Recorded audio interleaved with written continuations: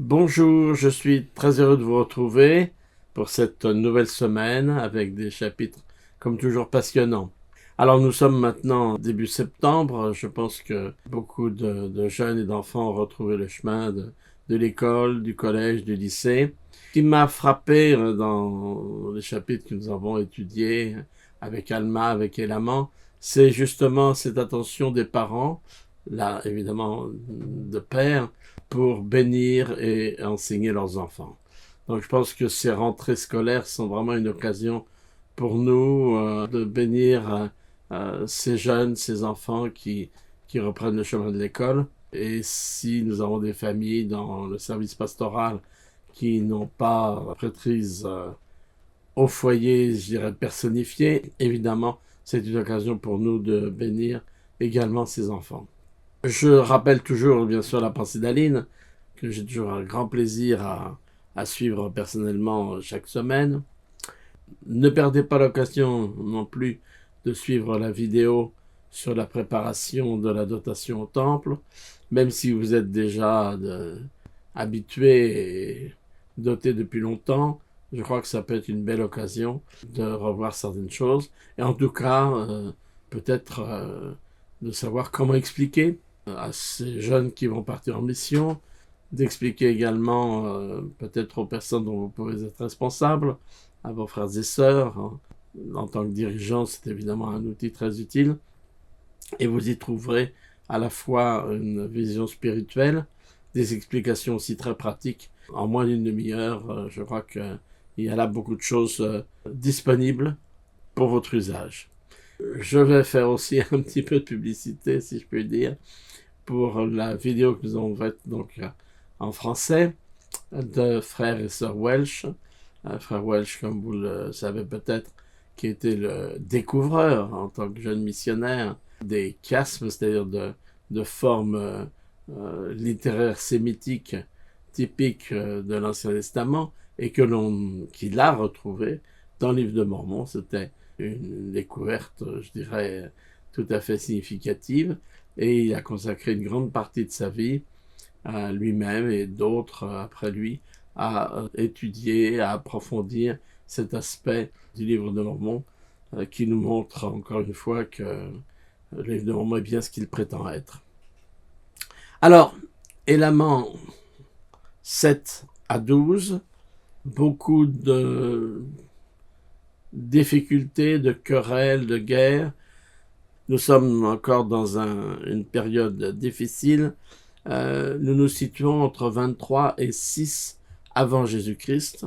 Et comme vous le savez sans doute, les derniers chapitres d'Élément que nous étudierons la semaine prochaine sont des chapitres qui vont nous présenter les prophéties de Samuel le Lamanite.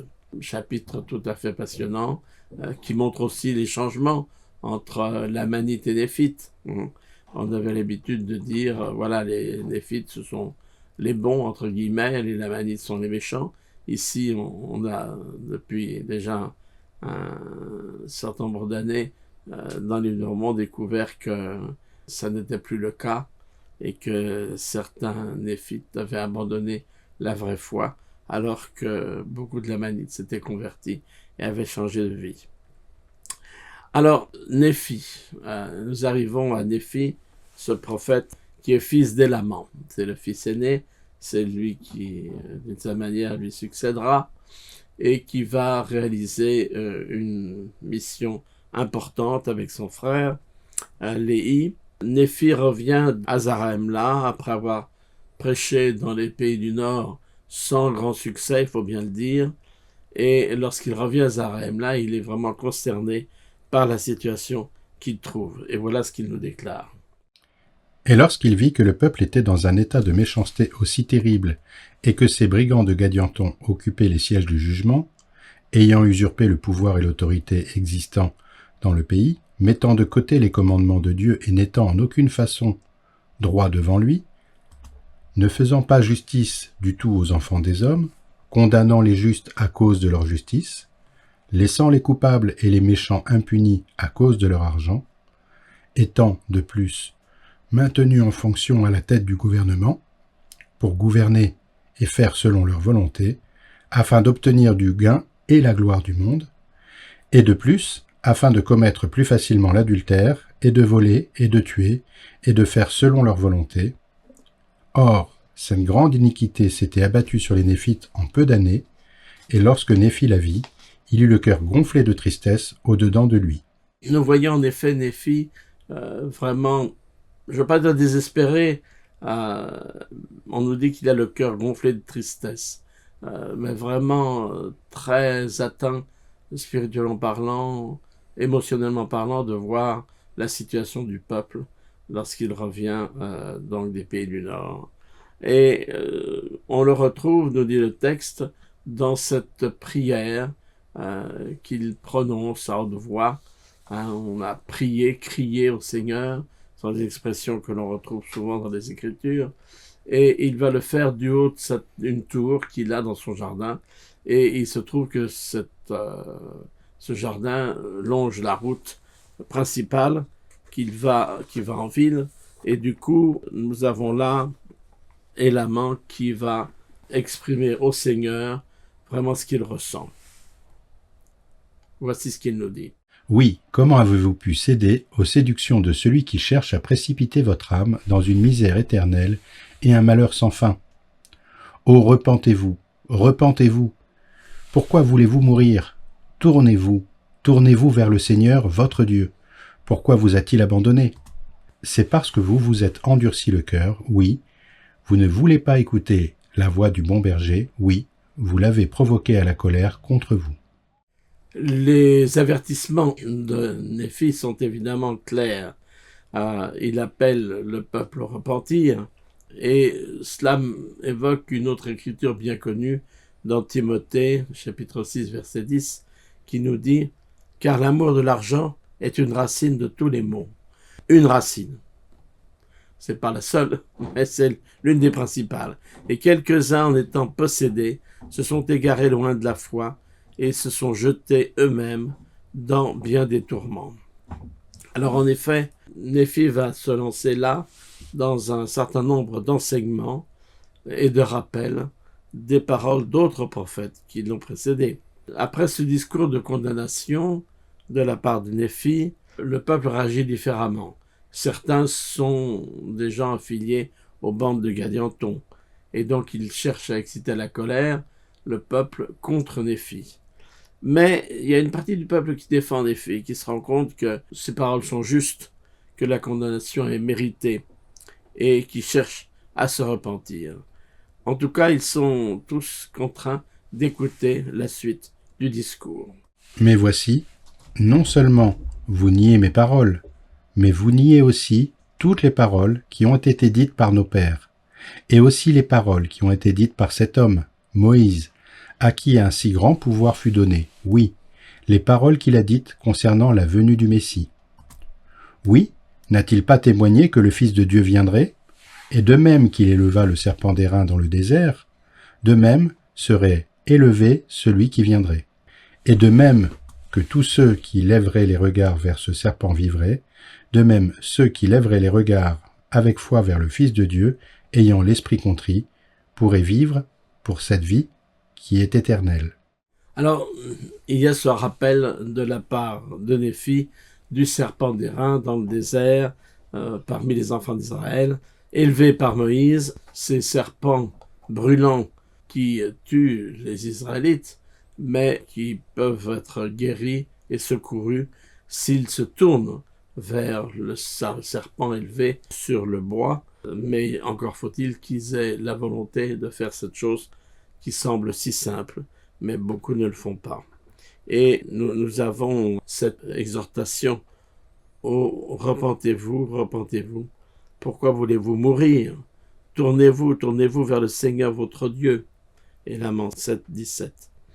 Et de même que tous ceux qui lèveraient les regards vers ce serpent vivraient, comme on l'a vu, de même ceux qui lèveraient les regards avec foi vers le Fils de Dieu, ayant l'esprit contrit, comme nous l'avons entendu, pourraient vivre. Alors, ici, il ne s'agit pas d'élever le regard vers un serpent d'airain, mais bien évidemment de l'élever vers Jésus-Christ. C'est ce que nous avons dans un texte tout à fait intéressant de Elder Nelson qui... En lisant le livre de Mormon, concentrez-vous sur le personnage principal de l'ouvrage. Du premier au dernier chapitre, sur le Seigneur Jésus-Christ, Fils du Dieu vivant. D'autres grands prophètes du livre de Mormon, à leur manière et en leur temps, ont témoigné de la divinité du Seigneur Jésus-Christ. Il y a eu, entre autres, le frère de Jared, Zénoc, Néhum et Zénos, des témoignages de Jésus-Christ, antérieurs à sa naissance à Bethléem, ont également été rapportés par le roi Benjamin, Abinadi, Alma l'Ancien, Alma le Jeune, Amulek, les fils de Mosia, le capitaine Moroni, les frères Néphi et Léhi, et Samuel le Lamanite. En une suite apparemment sans fin de proclamations prophétiques, témoignages de tous les saints prophètes, pendant un grand nombre de milliers d'années avant sa venue, le livre de Mormon déclare solennellement que Jésus est le Christ, notre Sauveur et Rédempteur.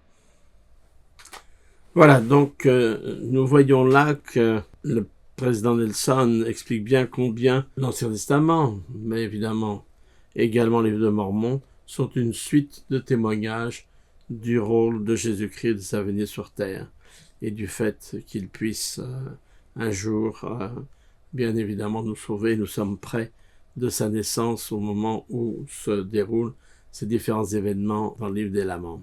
Alors, Néphi va montrer en effet comment les prophètes ont témoigné du rôle du Christ. Vous vous rappellerez sans doute que Élamant, son père, l'avait exhorté en disant « Souviens-toi, hein, va rappeler au peuple les prophéties des anciens prophètes ». Donc on a vu Moïse, Abraham, Zénos, Zénoc, Ésias, Ésaïe, Jérémie et tant d'autres qui ont prophétisé et que Néphi connaît bien. Il ajoutera une dernière démonstration en expliquant qu'au moment même où il enseigne, le grand juge est assassiné par Gadianton. Alors tout le chapitre 9 va être consacré à ce que j'appellerais l'enquête sur la mort du grand juge.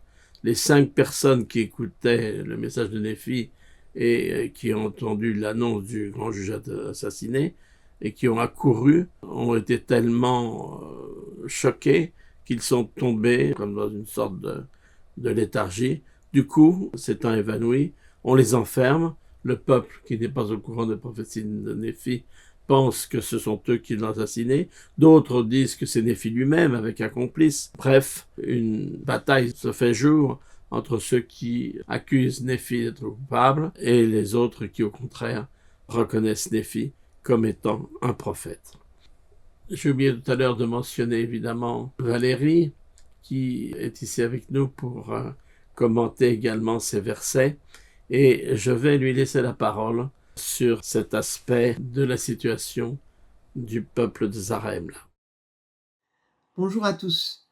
Tous ces événements dont vient de parler Christian créent des dissensions parmi le peuple. Ces divisions désolent Néphi et le portent à la méditation.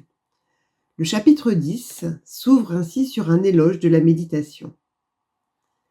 Et il arriva que tandis qu'il méditait ainsi, fort abattu à cause de la méchanceté du peuple des Néphites, de leurs œuvres secrètes, de ténèbres et de leurs meurtres, et de leurs pillages et de toutes sortes d'iniquités, et il arriva que tandis qu'il méditait ainsi dans son cœur, voici, une voix lui parvint disant « Béni es-tu, Néphi, pour les choses que tu as faites. » La méditation n'est pas évidente à notre époque, et pourtant c'est un bien nécessaire, comme l'expliquent Elder Maxwell et Elder Oaks.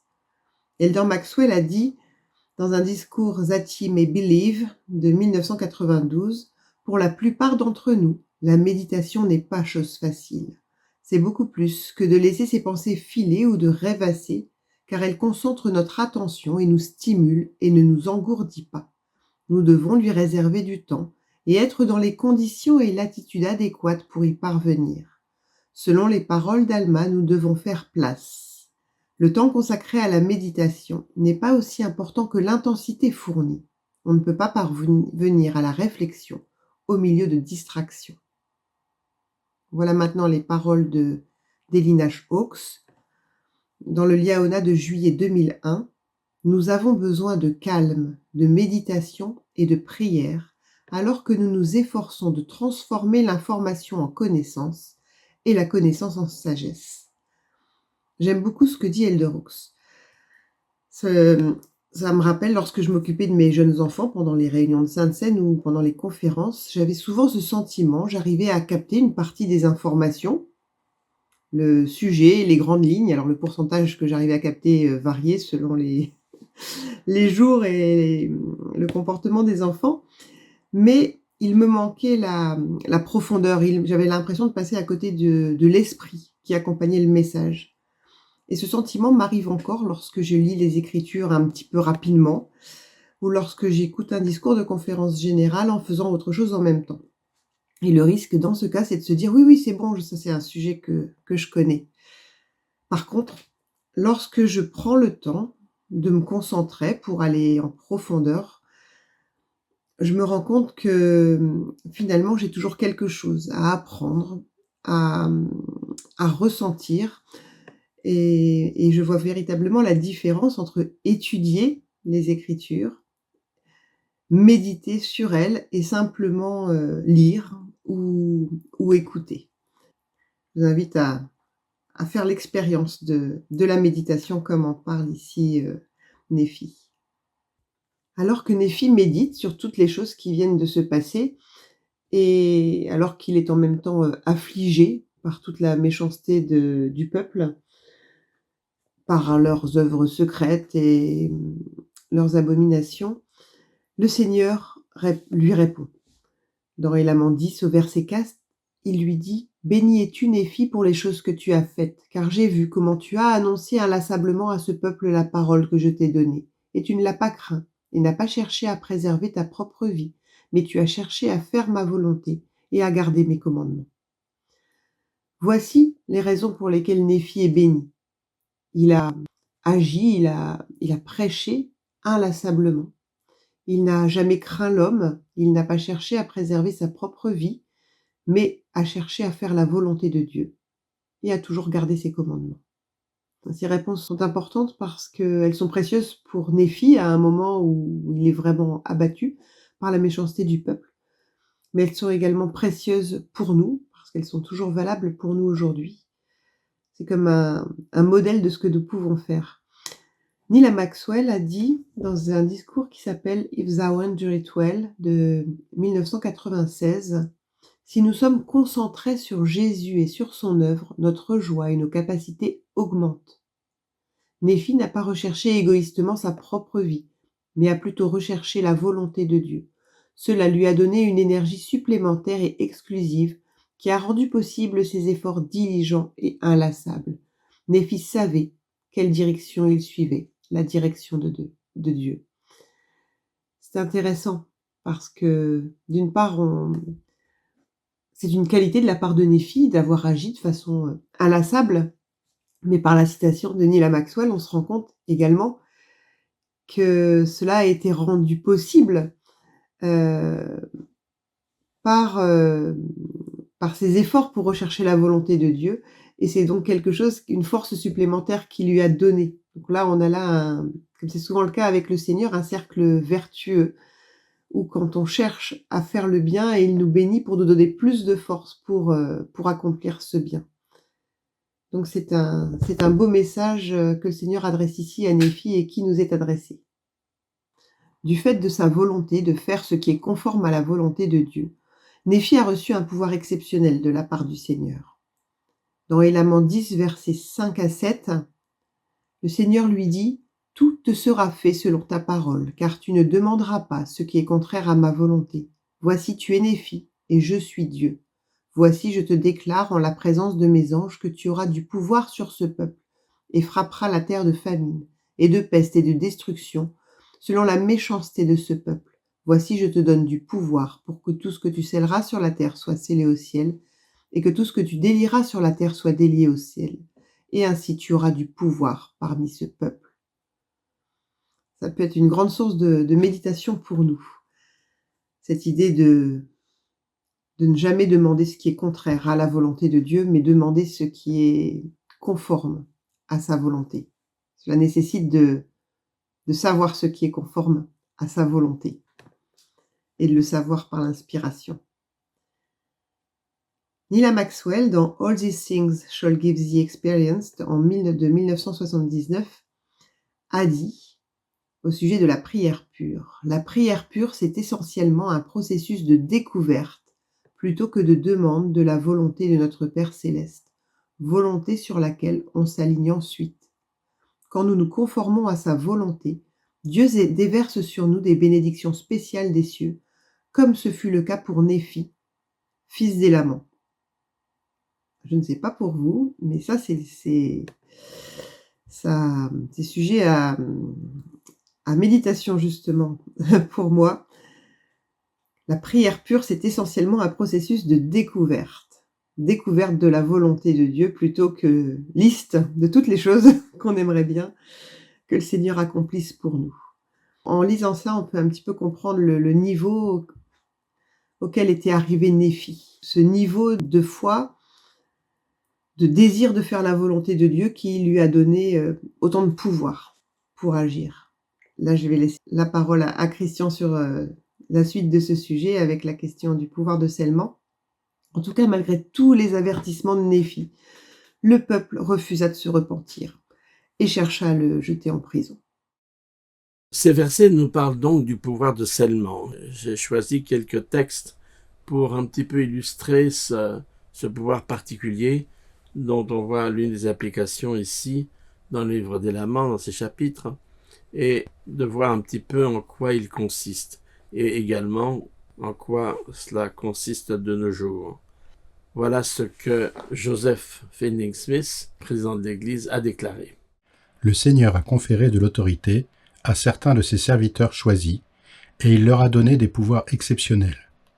C'est ainsi qu'Élie a obtenu les clés de pouvoir dans la prêtrise pour ressusciter les morts, guérir les malades, fermer les cieux afin qu'il ne pleuve pas, si ce n'est à sa parole, et pendant plus de 3 ans, il n'y a pas eu de pluie.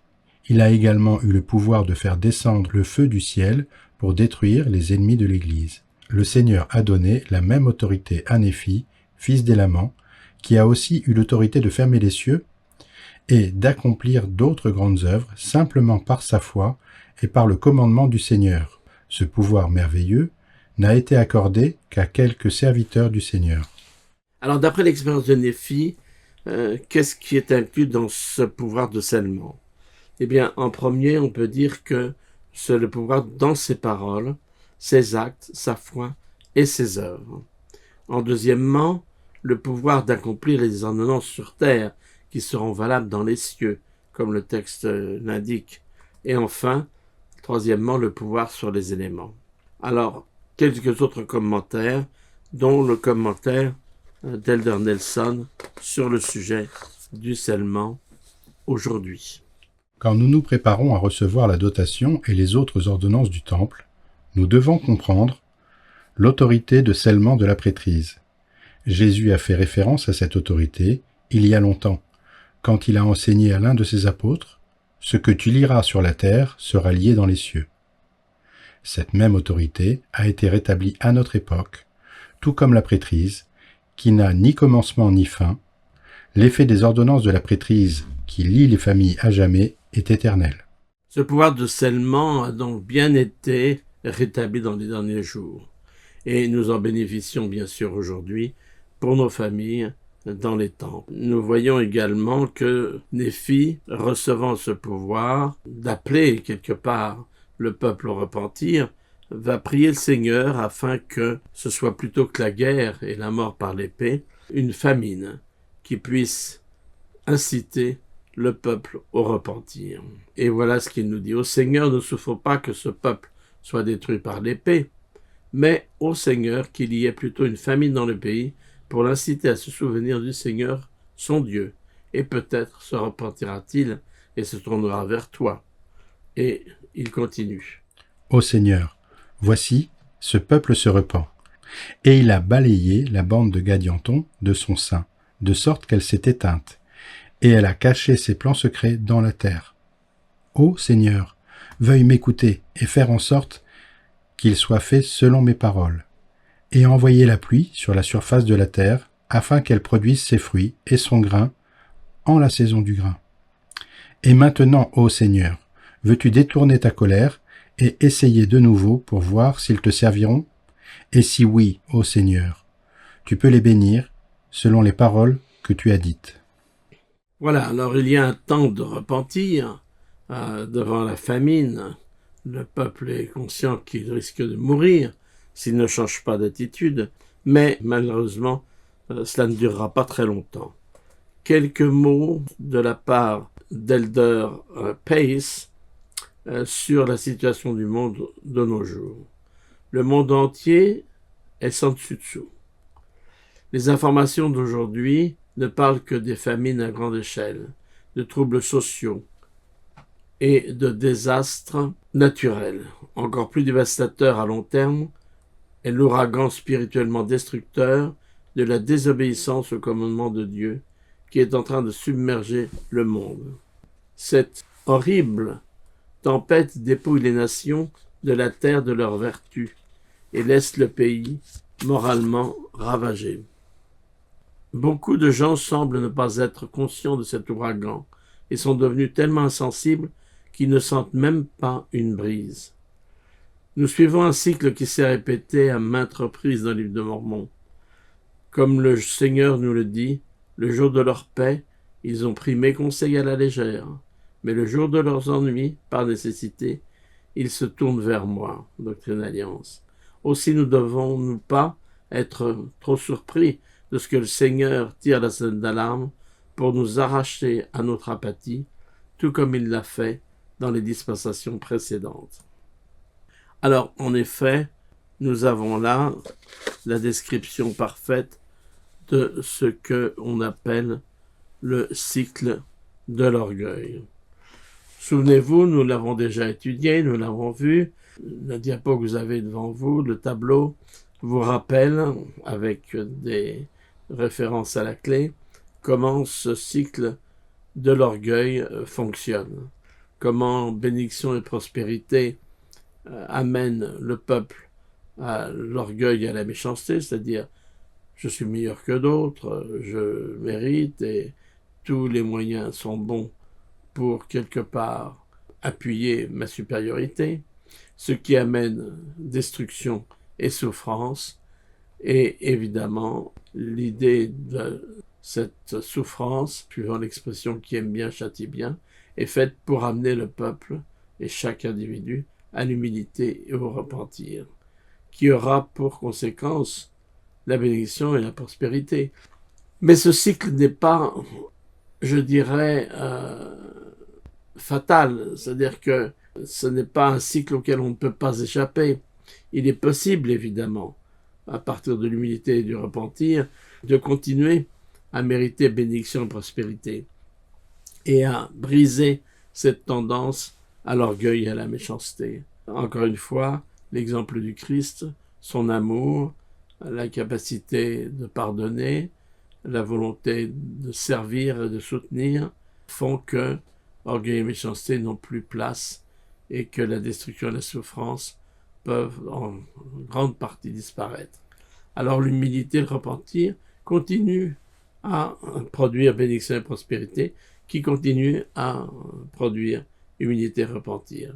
Sinon, nous sommes dans un cycle différent qui en effet nous attire vers le bas.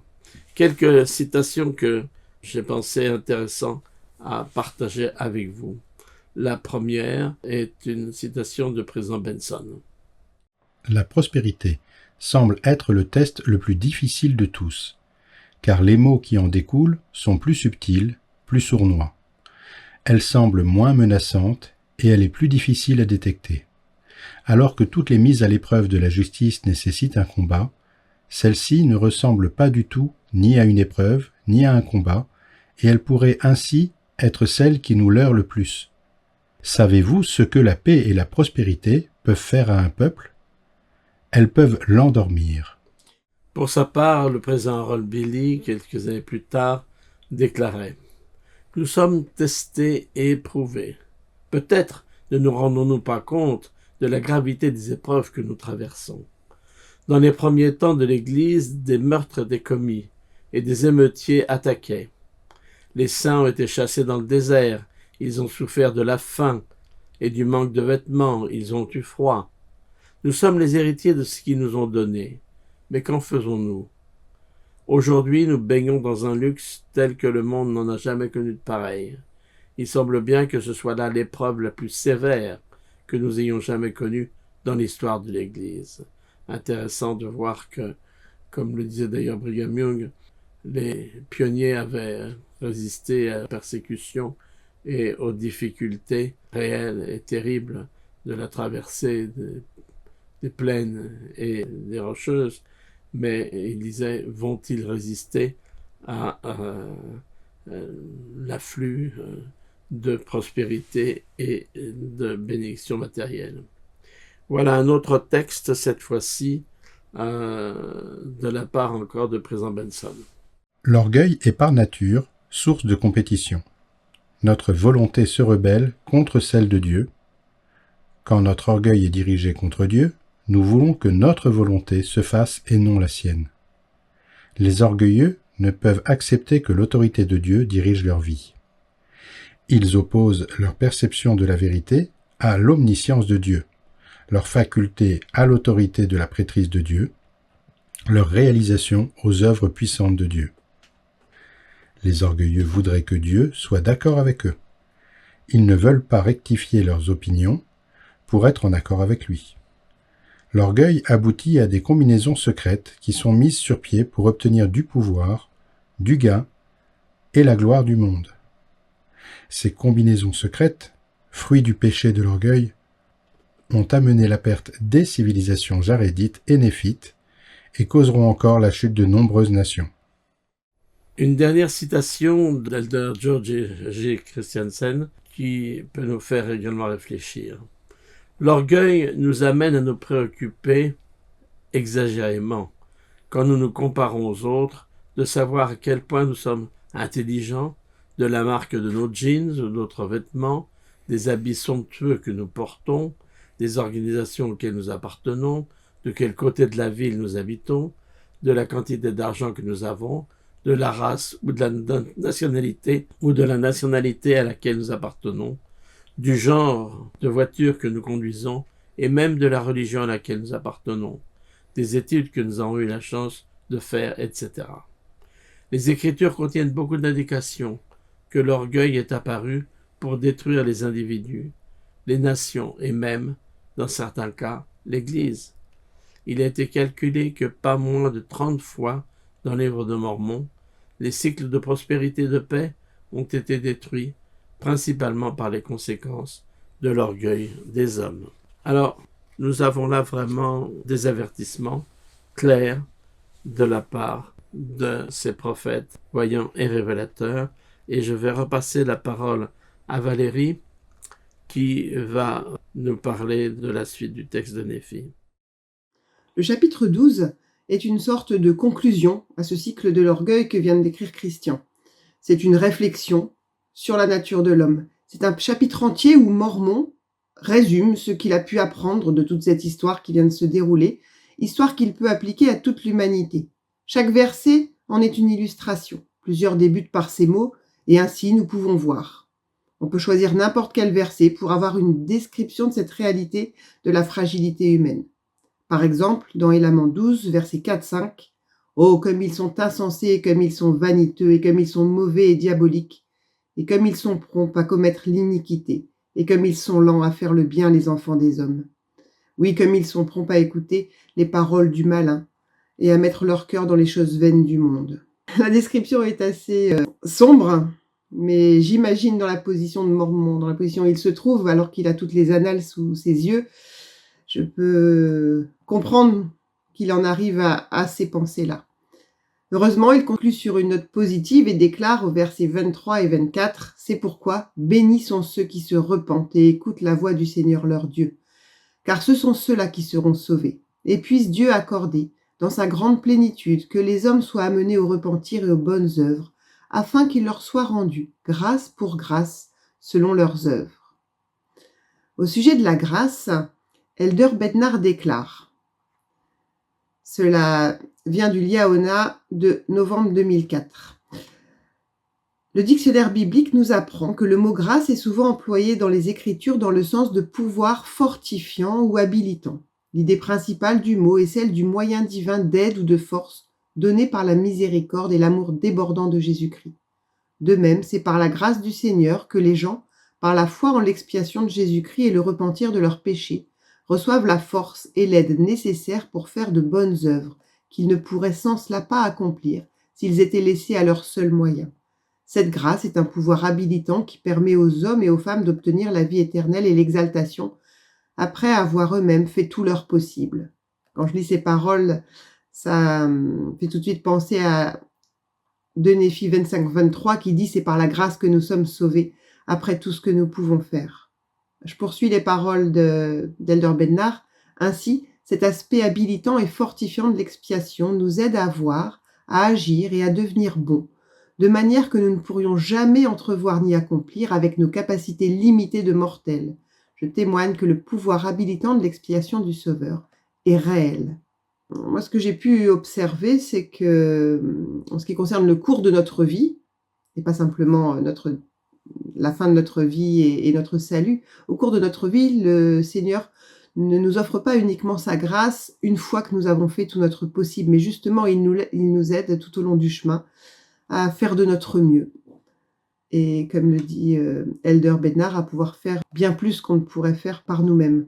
Si vous souhaitez creuser un petit peu ce thème de la grâce, c'est un thème que j'aime beaucoup, je vous invite à relire le discours de Dieter Uchtdorf à la conférence d'avril 2015 qui s'intitule « Le don de la grâce ». Il explique comment, comme le dit Mormon dans ce verset, comment les œuvres et la grâce peuvent fusionner. Il dit, et je le cite, « Notre obéissance au commandement de Dieu est le résultat naturel de notre amour et de notre gratitude infinie pour sa bonté. Par cette forme d'amour et de reconnaissance sincère, nos œuvres et la grâce de Dieu fusionnent miraculeusement. » Et j'aime comment cette opposition traditionnelle entre les œuvres et la grâce se trouve dépassée, à la fois par les enseignements du livre de Mormon et par les enseignements de nos apôtres modernes qui nous permettent de mieux comprendre ce sujet. Chers amis, chers frères et sœurs, je crois qu'il est vraiment important d'apprendre cette leçon du livre de Mormon, qu'il est facile en effet de tomber dans le cycle de l'orgueil, et que malgré tout, malgré ces tentations et ces tendances qui sont les nôtres, dans cet homme naturel que nous représentons trop souvent, il y a la possibilité de recevoir la grâce du Seigneur. Il nous donne la possibilité de nous sortir de ce cycle de l'orgueil et de rentrer dans un cycle ou un cercle de générosité, de foi et de service.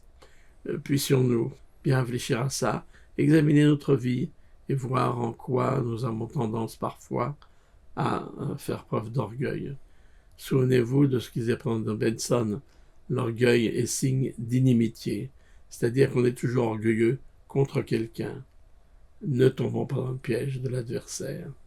C'est mon exhortation pour moi et pour nous tous, au nom de Jésus-Christ. Au revoir.